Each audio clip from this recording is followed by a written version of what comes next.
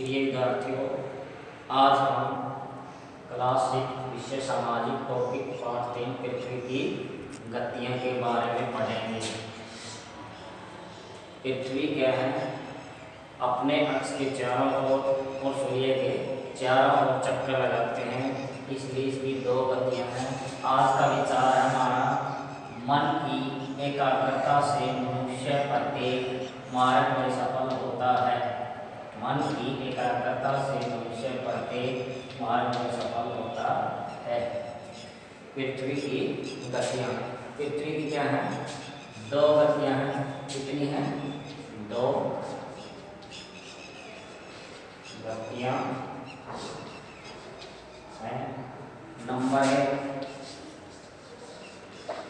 घूर्णन गति, नंबर 2 परिक्रमण गति।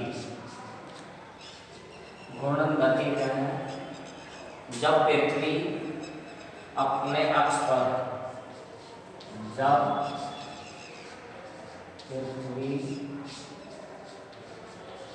अपने अक्ष पर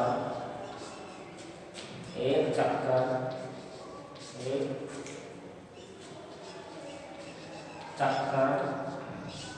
पूरा करती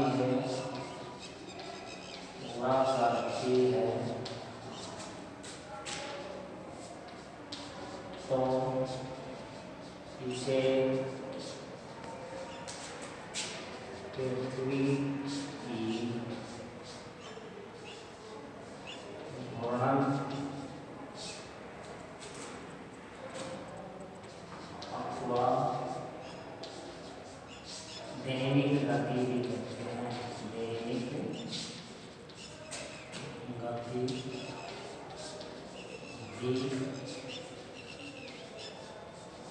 कहते हैं, क्योंकि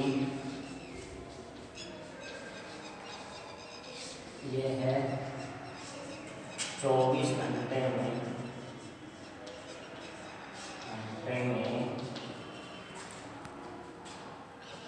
अपने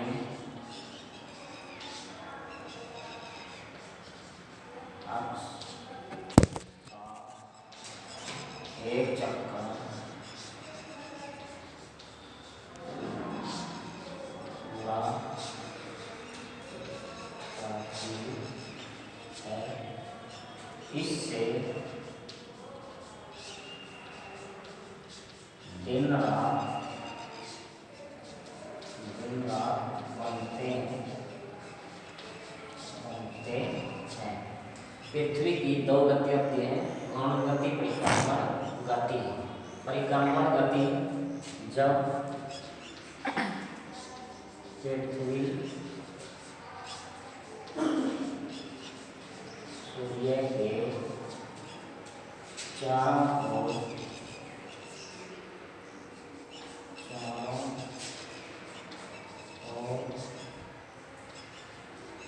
एक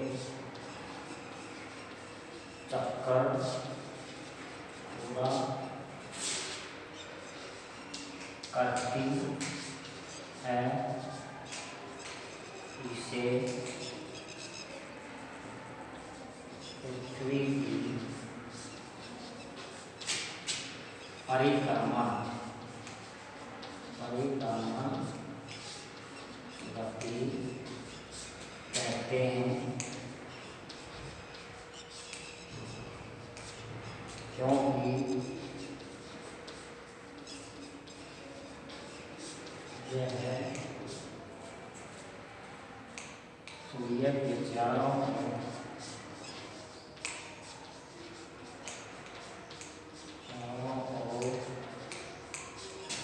लगभग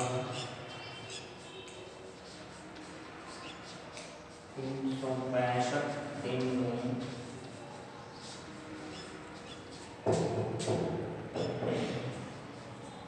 परिक्रमा पूरी करती है।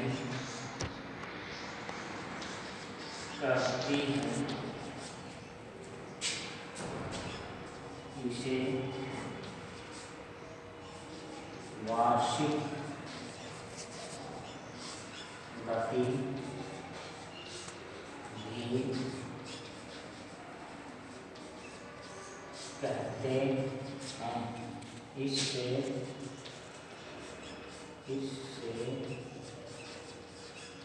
वर्ष, महीने तथा ऋतुओं भी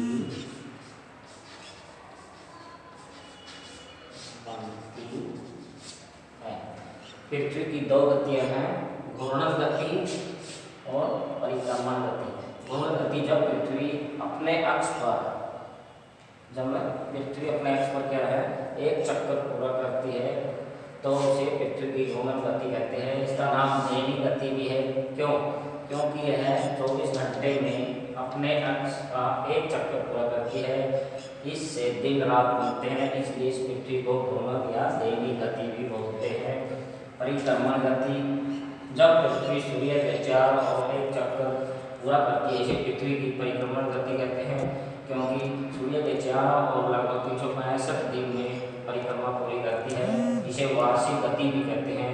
इससे वर्ष, महीने तथा ऋतुएं आदि बनते हैं। पृथ्वी का झुकाव, पृथ्वी अपने अक्ष पर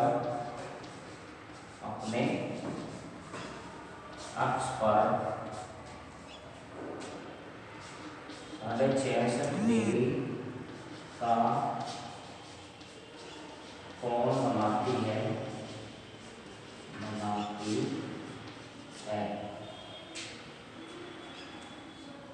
जब पृथ्वी अपने अक्ष पर घूमती है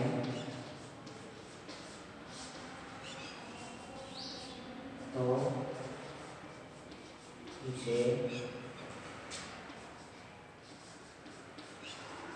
कक्ष या कक्ष कहते हैं। कक्ष द्वारा पृथ्वी के कक्ष द्वारा बनाए गए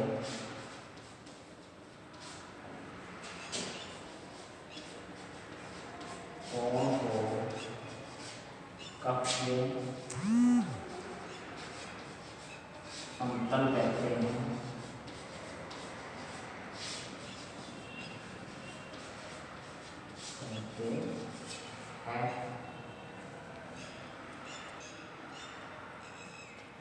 अब हम पृथ्वी का ध्रुवीय आयाम और दक्षिणी आयाम के बारे में पढ़ेंगे। जब पृथ्वी सूर्य के चारों ओर चक्कर लगाती है तो उसका एक भाग सूर्य के सामने उड़ता है और दूसरा भाग सूर्य से परे चला जाता है। जब उत्तरी ध्रुव या उत्तरी गोलार्ध पृथ्वी का सूर्य के सामने आता है तो उत्तरी अयननाथ बोलते हैं उसको। उत्तरी अयननाथ जब सूर्य झुका होता है तो 21 जून में ग्रीष्म ऋतु होती है। उत्तरी गोलार्ध में क्या है, ग्रीष्म ऋतु, और दक्षिणी गोलार्ध में शीत ऋतु होती है। और उत्तरी ध्रुव में 21 मार्च को उत्तरी ध्रुव में, दक्षिणी ध्रुव पर शरद ऋतु और वसंत ऋतु 23 सितंबर को दक्षिणी ध्रुव में क्या है, दक्षिण में वसंत ऋतु होती है। 21 मार्च और 23 सितंबर दोनों क्या है, समान रूप से झुके होते हैं। इसलिए उत्तरी गोलार्ध में शीत ऋतु, दक्षिणी अयननाथ में और दक्षिणी गोलार्ध में ग्रीष्म ऋतु होती है। ऐसा दक्षिणी गोलार्ध में, दक्षिणी अयात में क्या है उल्टी स्थिति हो जाती है। जैसे उत्तरी गोलार्ध में 21 जून को ग्रीष्म ऋतु, जबकि दक्षिणी अयात में उत्तरी गोलार्ध में शीत ऋतु हो जाएगी। दक्षिणी गोलार्ध में शीत ऋतु है, जबकि 22 दिसंबर को दक्षिणी गोलार्ध में ग्रीष्म ऋतु हो जाती है। शरद ऋतु, वसंत ऋतु उत्तरी गोलार्ध में 21 मार्च और 23 सितंबर को क्या कोई भी ध्रुव सूर्य के सामने झुका नहीं होता। 21 मार्च और 23 सितंबर को क्या है दोनों तरफ पर क्या रहती है वसंत ऋतु रहती है और ध्रुवों पर क्या है शरद ऋतु रहती है। ये था सूर्य के अनुसार पृथ्वी का घूमना परिक्रमण, दिन रात, छोटे बड़े वहाँ उत्तरी अयनात और दक्षिणी अयनात। धन्यवाद।